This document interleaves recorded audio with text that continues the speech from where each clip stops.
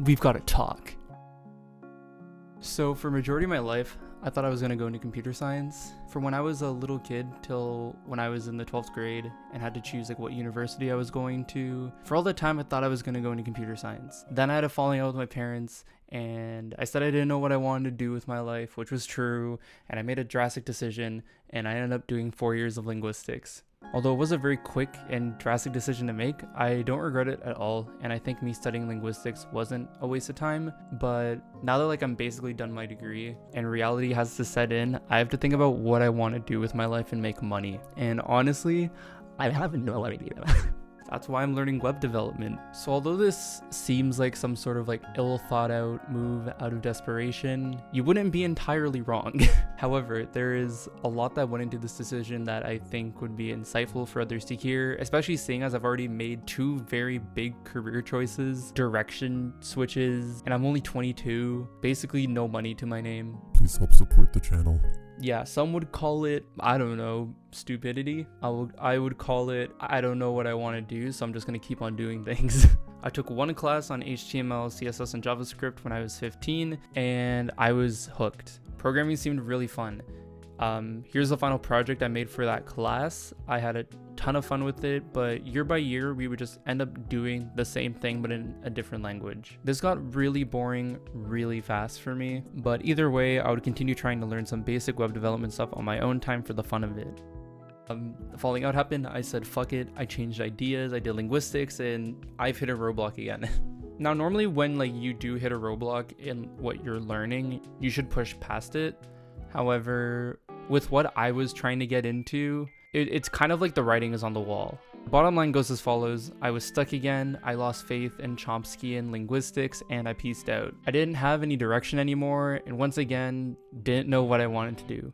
So instead of focusing on linguistics, I tried programming again. I've gotten back into programming on and off over the past 1 to 2 years because it's something fun to like pass the time with. It's fun to solve problems and write programs. It's just fun to do things. I'm a hobbyist and I love tinkering, and I think that's obvious by my channel. So I've spent like the past 2 months learning various programming languages, working through textbooks, and creating little projects for myself. The issue was I had no idea what I was going to do with it in the future. I was just kind of doing things for the hell of it and having fun with it, and I had really zero intention of making any money off of it. It was something to calm my mind while I figured out what I wanted to do and just to keep my problem solving skills sharp. Eventually I came to the conclusion that I had the most fun making things on a web page do things.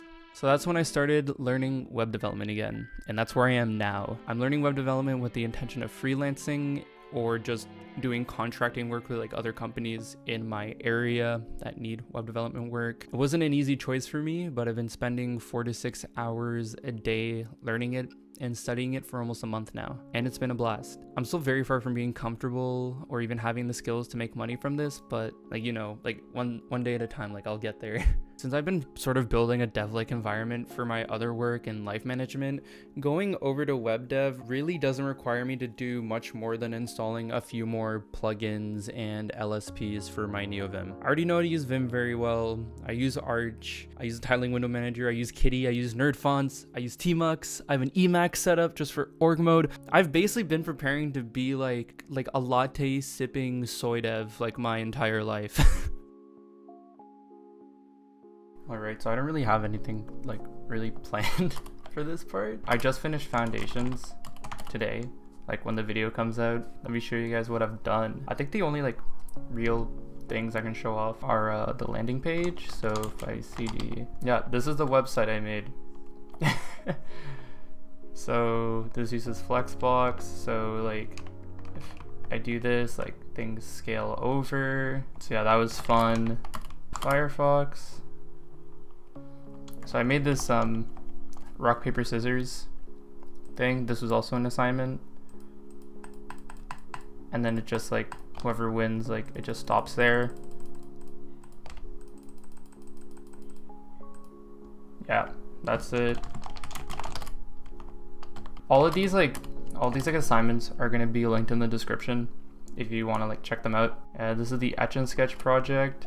I didn't know how to do this, and I learned today what the proper way of doing it was. So basically you have this big square here, and no matter what size the square is, it's not supposed to move. Like it's not supposed to like change in size, or if it does, like not too much.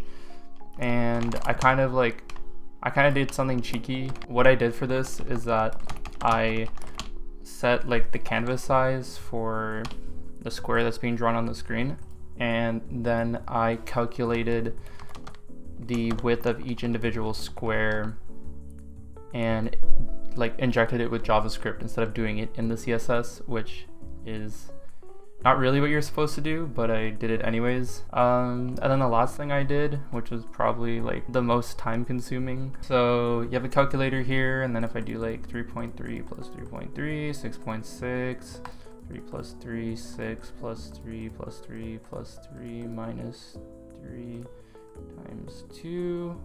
Hold up.